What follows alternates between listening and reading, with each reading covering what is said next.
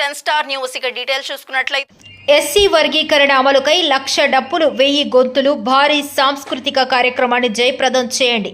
AP ప్రజా సంఘాల ఐక్యవేదిక వ్యవస్థాపక అధ్యక్షుడు గద్దల మునయ్య పిలుపు. వెంకటగిరి పట్టణంలో ఏపీ ప్రజా సంఘాల ఐక్యవేదిక కార్యాలయంలో ఈ రోజు విలేకరుల సమావేశం నిర్వహించడం జరిగింది.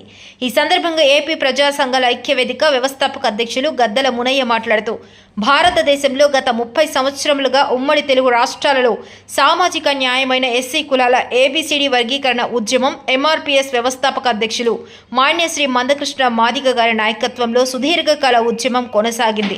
దాని ఫలితమే గత సంవత్సరం ఆగస్టులో సుప్రీంకోర్టు ఎస్సీ కులాల ఏబిసిడి వర్గీకరణకు అనుకూలంగా తీర్పు ఇవ్వటం జరిగింది. ఆ తీర్పుని అమలు క్రమంలో ఉమ్మడి తెలుగు 2 రాష్ట్రాల ముఖ్యమంత్రులు ఏకసభ్య కమిషన్ ఏర్పాటు చేసి ఎస్సీ కులాల సామాజిక ఆర్థిక రాజకీయ రంగాలలో స్థితిగతుల నివేదికను సమర్పించామని 2 రాష్ట్ర ప్రభుత్వాలు ఆదేశాలు ఇచ్చున్నారు.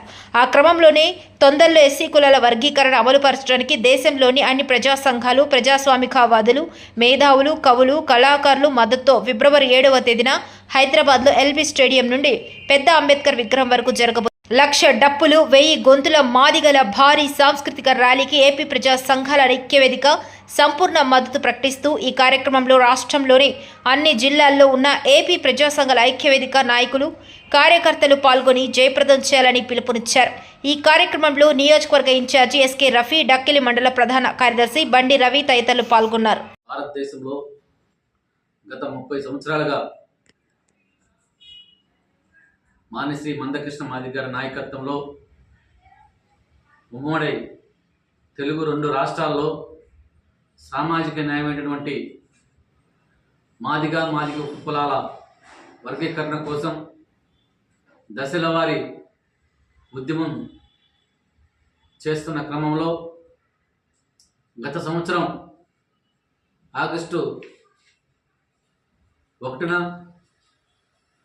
భారతదేశ అత్యున్నత న్యాయస్థానం సుప్రీంకోర్టు ఏబిసిడి వర్గీకరణ ఏ రాష్ట్రాలకు ఆ రాష్ట్రాలు అక్కడ ఉన్నటువంటి సామాజిక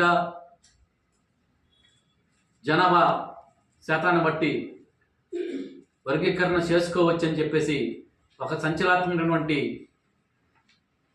తీర్పునివ్వడం జరిగింది.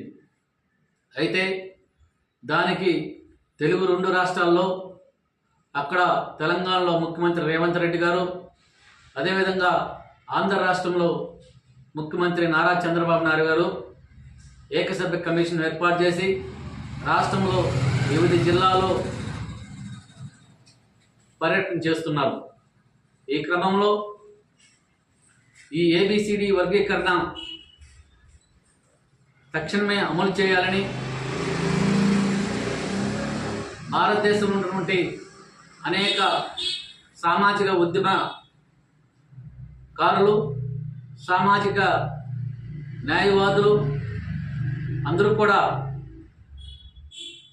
రేపు ఫిబ్రవరి 7వ తేదీన హైదరాబాద్లో జరగబడినటువంటి 1,00,000 డప్పులు 1000 గొంతులు భారీ ప్రదర్శనకు మద్దతు ఇవ్వడం జరుగుతుంది.